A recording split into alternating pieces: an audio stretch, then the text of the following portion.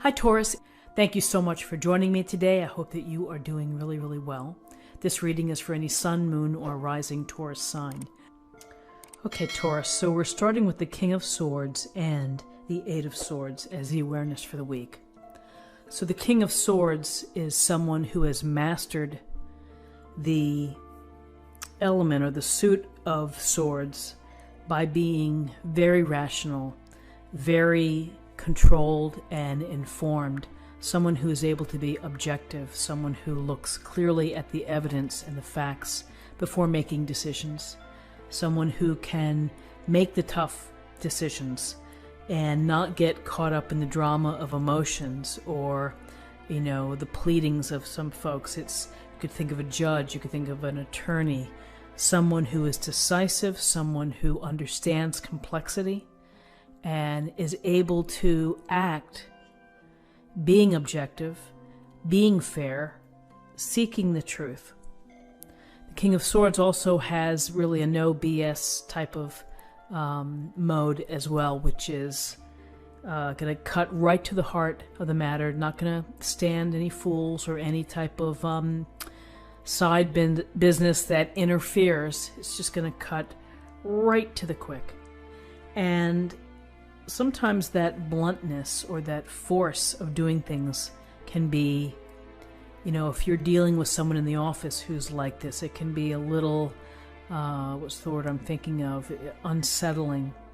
You may take things so personally, like they don't like you, but there's just a characteristic, which is sticking to the facts, looking at the facts, being informed, using smarts and reason to deal with matters. And so this could be very much something for you to think about this week.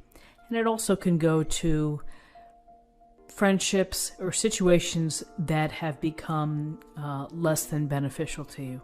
You can use the power of this sword that he holds to cut loose the negative energy, cut loose the downers in your life, or at least for the week. Give yourself some space. So here's the King of Swords next to the Eight of Swords. And the Eight of Swords, blindfolded woman, she's bound, she's in between some puddles and surrounded by these swords. In the distance is the tower, or the tower's back here. So there's a sense where you feel restricted, where you feel unable to move. You may feel that circumstances are against you. This could be something where you're feeling lack of confidence. You're really down on yourself. The Eight of Swords really goes to this feeling that you can't take a step forward, that you're just stuck. And you may need the clarity of this King of Swords to help you move forward. There's a very interesting thing to think about with this card, which is blindfolded, can't see, arms are bound, can't move my arms, but you can move your feet. And when times are tough and you decide in your heart that you have to get out of this restricted mindset or this restricted space, you can start to inch your way out with your feet. You can start the movement, but you have to be ready to do that. You have to have made the decision for yourself to say, I'm done in this negative headspace. I'm done feeling trapped or restricted in this relationship or in this terrible job, and I'm going to do something about it.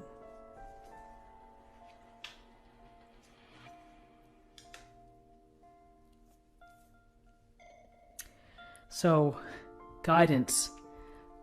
Something has clearly hurt you, and you are feeling the effects of that hurt. Three of Swords, can't be any more clear than what you see. Three swords stabbing the heart. Painfulness, the grayness of this illustration. Feeling down, feeling betrayed. Someone has hurt you. Someone could have been unkind to you. So many ways to feel this Three of swords in your heart.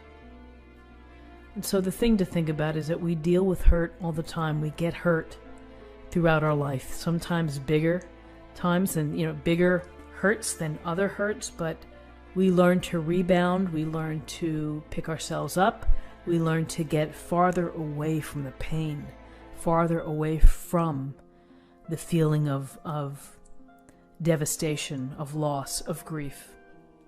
Here's the Five of Cups, the cloaked figure here, head down, clearly upset about the Three of Cups that have spilled. And this could represent, again, a sense of loss, a sense of disappointment, thinking of how things were in the past. Longing for those days. You can't get out of it. You're mired in this thinking of what you've lost. There are two cups behind, and it always goes to the expression of counting your blessings, no matter how devastating the situation is, no matter how troubling or the experiences that you have that cause you pain and suffering. If you can count your blessings, something simple like your good health, that you're standing, that at least you have this or that, you have to start somewhere. This can become more troubling if you can't get out of this regret phase. If you're into continually grieving, then you're never going to be able to grow spiritually. You're never going to be able to get out of that. And so it's really important to process it, acknowledge however you've been hurt. From a situation here, maybe you feel trapped, you've been hurt, you are mired in it, you're stuck in it, it surrounds you. But you have to find a way to count your blessings, process this hurt, and begin to focus on things that are going to make your life better. They're going to bring more peace to your life, that are going to be just for you.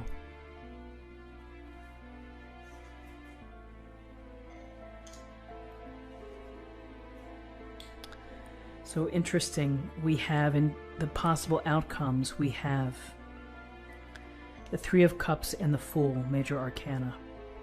So the Three of Cups is really about, after this heartache and this feeling of sadness and disappointment, what better way to start to rise out of it than to get the support and the love from your friends, to be with your friends, to share, to laugh, to communicate, to support each other, to toast whatever good things that you can toast to, seeing each other, being each other's lives. So this brings a little bit of peace to this reading, which is happiness and the delight of being with others, of celebrating with others. And then we have the Fool, which is, it's new beginnings, new cycles, new opportunities, finding the carefree feeling again in your life. You have to clear out this other business here to get to the Fool. And the Fool is, it's a leap of faith. It could be a high wire act where you have to balance, and yes, you run the risk of falling off, but it's worth the risk. The start of something new that's going to bring passion and make you feel alive again and make you feel purposeful is important. And we're not just restricted to one journey through our life. We have many journeys. We have many paths that we create and that we choose and that we follow. This situation here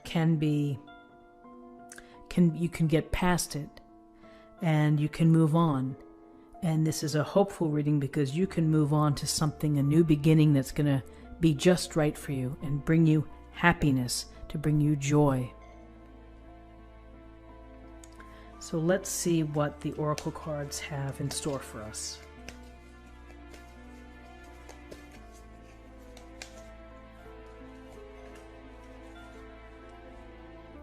This is an affirmation for the week. Let's see what we have. Diana, we have focused intention. Think about what you desire.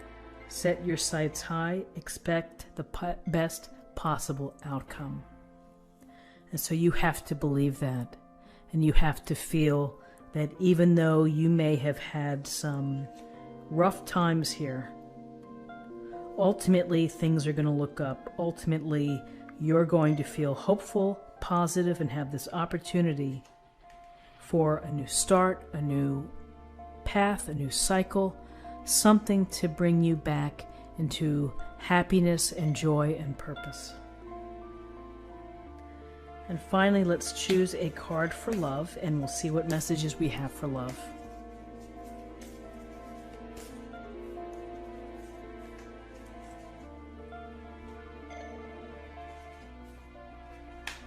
Choose love. You always have a choice as to what you should do.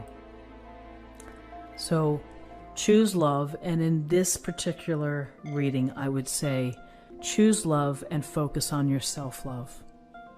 That when in times when you feel trapped in a sad situation, in a tough situation, in a challenging situation, when you've been hurt, when you've experienced loss, when you're experiencing grief or disappointment, we tend to neglect ourselves. So take the time to choose love for yourself and to honor what you need, your desires, and what your heart wants.